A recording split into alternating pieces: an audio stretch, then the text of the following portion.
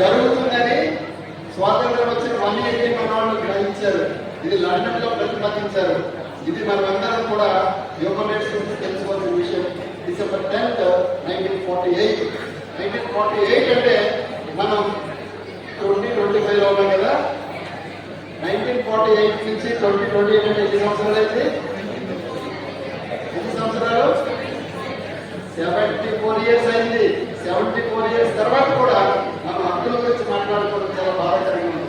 మనం మాట్లాడాల్సింది రైట్స్. నీకేం కావాలి, నాకేం కావాలి, నువ్వేం చేయాలి, నేనేం చేయాలి, అదే కదా. భారతదేశం number 1 position very soon idea ఉందా? India is number 1 in world. America లాంటి టాప్ డాలర్తో పోటీ పడుతుంది. ఫస్ట్ నువ్వు దిగిపో, పోలీసు ఉన్నాడు, తర్వాత ఎక్కి దిగాడు కదా, పైన కదా. ఎందుకు? నీకు తెలుసు ట్రిపుల్ రైడింగ్ తప్పు అని కదా. పోలీసు కూడా అక్కడ చూసి భయపడతారు, పోలీసులు కూడా భయపడతారు కదా. వాళ్ళు ఎవరికి భయపడతారు? ఎవరికి? లా భయపడుతుంది. ఎవరికి? లీగల్కి. అంటే న్యాయస్థానంలో నాకు నేను సరిగా డ్యూటీ చేయకపోతే నాకేమన్నా కోర్టు శిక్ష విధిస్తుందేమని చెప్పేసి లీగల్ జ్యుడిషియల్ పీపుల్కి పోలీస్ పీపుల్ భయపడతారు. అవునా? మరి వాళ్ళకి ఎవరు భయపడతారు? వాళ్ళ ఐడెంటిటీ ఏంటి? అది కూడా సీక్రెట్ కదా. వాళ్ళకి హ్యూమన్ రైట్స్ యాక్టివిస్ట్ అంటే legal, law and order, political, common people అందరూ కూడా రెస్పెక్ట్ చేసే మహోన్నతమైనటువంటి పదవి, మహోన్నతమైనటువంటి బాధ్యత హ్యూమన్ రైట్స్. హ్యూమన్ రైట్స్ గురించి మీరు తెలుసుకోండి. మీరు ఎవరికి భయపడాల్సిన అవసరం లేదు. Thank you. కూడా సమాజానికి ఉపయోగపడాలి. అవునా కదా? హలో. సో కాబట్టి ప్రతి ఒక్కరు కూడా శ్రద్ధగా వినాలని కోరుకుంటా. సో ఈ human rights protection council of India కోసం ఇటువంటి విషయాలు తెలియపరచాలి. Human rights protection council of India అనేది 2016లో మనం స్థాపించాం. సో ఏ ఒక్కరు కూడా హక్కులు కోల్పోకుండా వారికి పూర్తి అవగాహన, హక్కుల మీద అవగాహన కల్పించి, రాజ్యాంగం మాకు ఇచ్చిన హక్కులు కల్పించి ఆ హక్కులు ప్రతి ఒక్కరు కూడా పొందుకునే విధంగా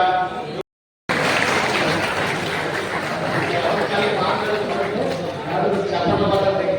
మీకు భోజనాలు ఏర్పాటు చేస్తే చెప్పడం పడాలి. My dear friends, don't make lines. My humble request for each and every student of this college, because if I go on disturbing other speakers, because it reflects on the image of the college. దయవుంచి విద్యార్థులందరూ కూడా ఎవరు కూడా నిశ్చితంగా ఉండి speakers మాట్లాడే message చేసి మీకు చాలా ఉపయోగపడుతుంది. చూసాం. Nobody will take hours together for deliver the content. They will take only 3 to 5 minutes. So, I elect people of the Karnataka and printed media. So, good afternoon to everyone. ఈ రోజు మనందరం కూడా ఇక్కడ సమావేశమైనాం. దీనికి district human rights protection act force వాళ్ళు నా దగ్గరికి ఒక 10 సార్లు తిరిగి ఉంటారు. సార్ మేము ఒక మంచి కార్యక్రమం చేస్తున్నాము అని చెప్పేసి. మీరు అడిగింది మంచిదే, నేను కాదట్లేదు. కానీ నాకు ఏంటంటే మీ దగ్గర నుంచి ఒక లెటర్ కావాలని చెప్పాను. సో ఎస్టర్డే ఈవినింగ్ డిస్ట్రిక్ట్ ఫోరంకి దాని సార్ మీ లెటర్ చెప్పాడు. సరే మన programme success.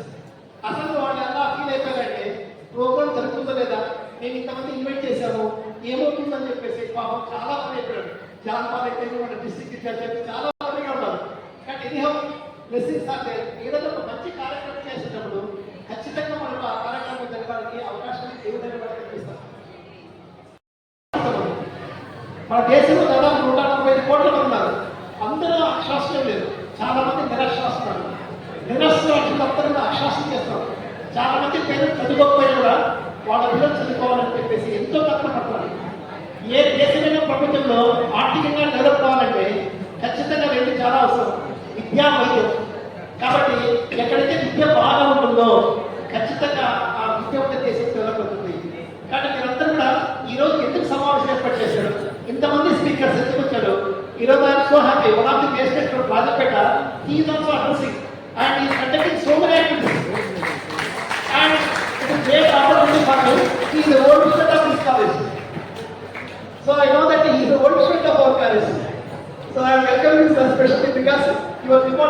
totally different than public. You are always you are designing the public because of privacy ఉంటుంది. Judicial department and they don't want to do. But when he is addressing anywhere, we feel that he is a common man. అంత వ్యక్తి ఇచ్చినట్టే మనము feel proud. మీకంతా రాజ్యాంగం హక్కులు ఇచ్చింది. ముందు హక్కుల కంటే మన విధులు కూడా గుర్తించుకోవాలి. ఎస్పెషల్లీ విద్యార్థులు చెప్పేది మీ కర్తవ్యాలు ఏంటి?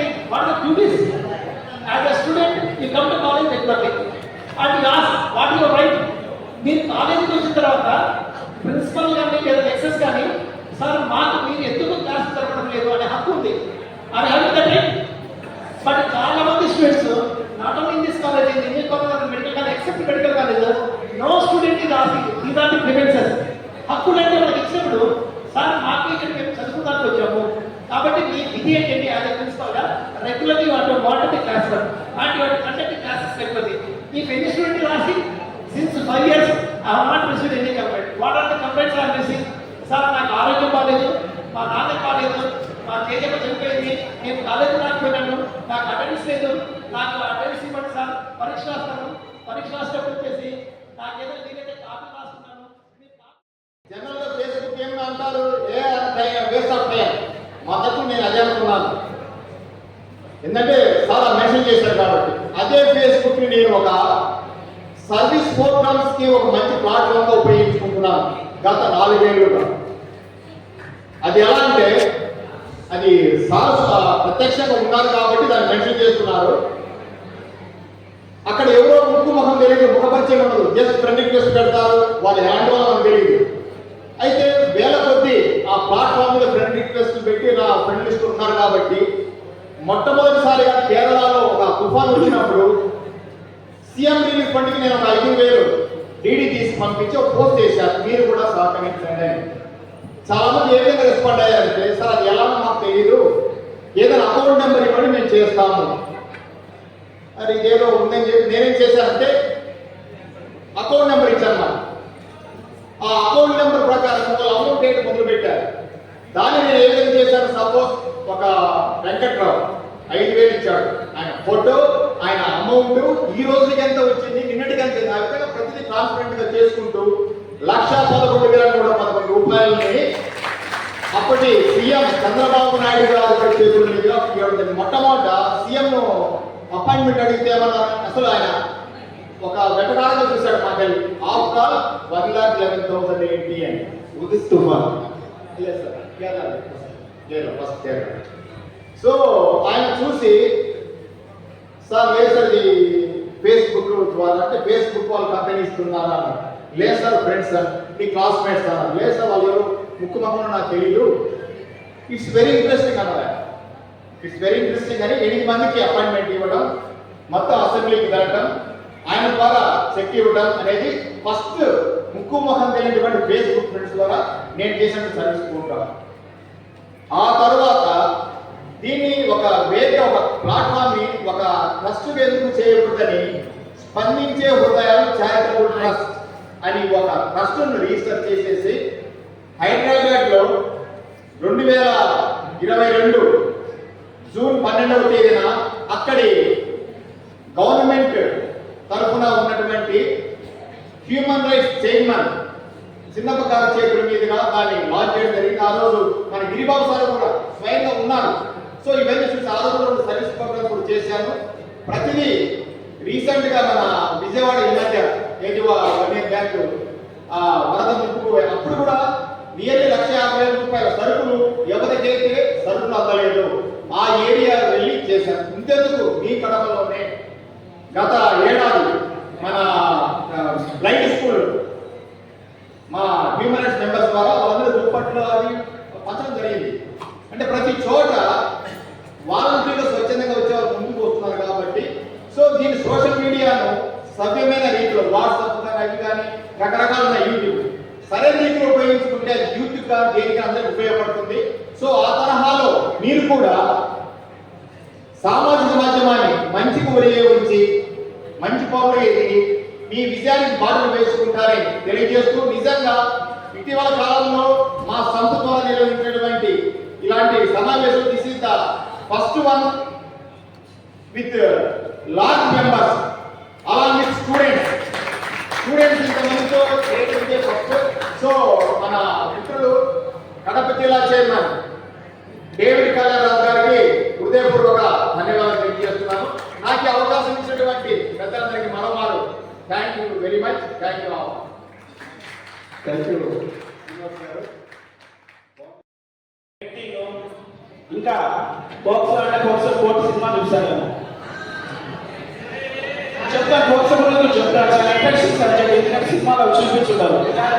బాక్స్ చాలా మందికి ఏ 2 years లోపల బిడ్డ ఉండే అమ్మాయిని ఏమైనా అరెస్ట్ చేసినా, లవ్ చేసినా, పెళ్లి చేసినా, సెక్సువల్ అరెస్ట్ చేసినా శిక్ష ఉందని అంటున్నారు. కాదండి, అదొక్కటే కాదు. మగవాళ్ళు అరెస్ట్ చేసినా కూడా పోస్టర్కి శాఖ వస్తుంది. తెలుసా నేను కొత్త చెప్పాను. 8 years పిల్లలు నాట్ ఓన్లీ ఉమెన్ ఆ లేడీ ఎవరైనా కానీ కాదు, మెన్నున్నా కూడా అతను అరెస్ట్ చేసినా పోస్టర్ తీసుకొని వస్తారు. ఇది మనకు కూడా మొదలు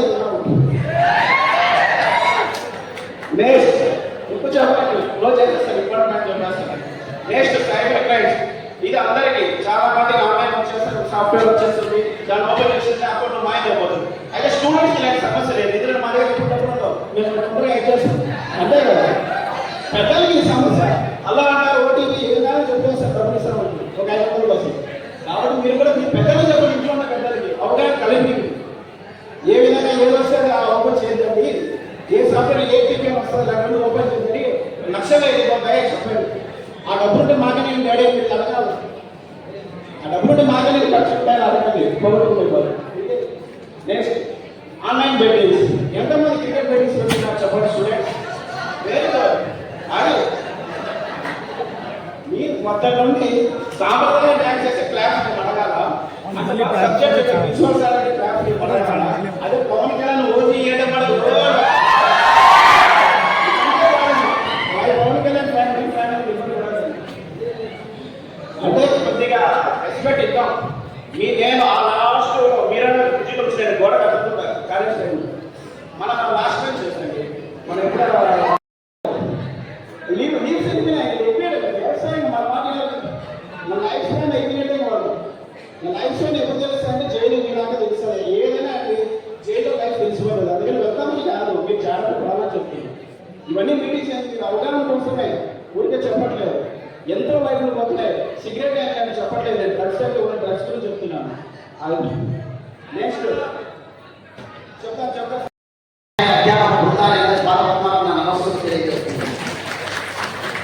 మీరందరికీ కళాశాలలో చదవడం అంటే పూర్వజన్మ అదృష్టం ఉండాలి. ఆస్కాల చదవడం సామాన్యమైనటువంటి విషయం కాదు. మీరు 100 మార్కులు తెచ్చుకొని బయటికి రావాలన్నటువంటి సంకల్పంతో చాలా మంది చేరుకుంటారు. నిజమా కాదా? బాగా చదవాలనుకున్నటువంటి వాడు చేతులెత్తండి. చేయట్టాలా? మిగిలిన వాళ్ళు ఉత్తరకుంటున్నారా? రోగమా, దిగులా? ప్రధానాచార్యులు గారు ప్రవేశించుకుంటారు. దించండి. మీరు 100కు 100 మార్కులతో ఉత్తీర్ణులు కావాలన్నటువంటి సంకల్పంతో బయటకు వస్తారని మీ మీద ఆశ పెట్టుకుని చూసామని చెప్తారా? మీ అమ్మ మీ అమ్మ సంతోషమే. అంతేకాదు ఇంకా వేరే వాళ్ళు ఉన్నారు. చెప్పండి. గురువులు ఉన్నారు, ఇంకా ఉన్నారు, బంధువులు ఇంకా ఉన్నారు. కడప నగరంలోని ప్రభుత్వ పురుషుల కళాశాలలో చదివేటువంటి విద్యార్థులు 100 మార్కులు సంపాదించుకొని బయటకు వచ్చి జాతిని ఉద్దేశించగలిగినటువంటి వ్యక్తి కావాలని కోరుకునే మీ తల్లిదండ్రులు కాదు, ఉపాధ్యాయులు కాదు, మీ స్నేహితులు కాదు, బంధువులు కాదు. భారతదేశంలోని 135 కోట్ల మంది మీలోంచి ఒక అబ్దుల్ కలాం వస్తాడు, రాణి ఉదయవతి వస్తుందో, ఝాన్సీ లక్ష్మీబాయి వస్తాడో, సరస్వతి రామ వస్తాడో, మోక్షం ఉన్న విశ్వేశ్వరుడు వస్తాడు. మీ సంకల్ప బలం బలంగా ఉండాలి. మాట్లాడినటువంటి భక్తులు మాట్లాడిన మాటలు కనుక చెవుల్లో కనుక చేసుకుంటుంటే మీ జీవితం తీరే మారిపోతుంది. మీ వ్యవస్థ మారిపోతుంది. మీకేం తక్కువ చేస్తుంది మీ తల్లి సరిగా సమకూర్చి బాగా వడ్డించి వంట చేసి కడుపున తిండి పెట్టాలి. మీ తల్లి సమకూరినటువంటి ఆర్థికమైనటువంటి దుస్తులని సమకూర్చి పంపుతున్నాడు. ఇక్కడ అద్భుతమైనటువంటి ప్రతిభా పాఠాలు కలిగినటువంటి అధ్యాపక బృందం ఉంది కళాశాలలో. మరి అందుకని మార్కులు తెచ్చుకోవడానికి ఎక్కడ వైఫల్యం? మీలో ఏకాగ్రత లోపం, సాధించాలనేటువంటి తపన లేదు. ఇంతమంది మాట్లాడుతున్నారు. ఇంతకుముందు చిన్నపిల్లలు చాలా చక్కగా నృత్యం ప్రదర్శించారు. ఎప్పుడైతే విద్యుత్ సరఫరా ఆగిపోయిందో మీరంతా అద్భుతంగా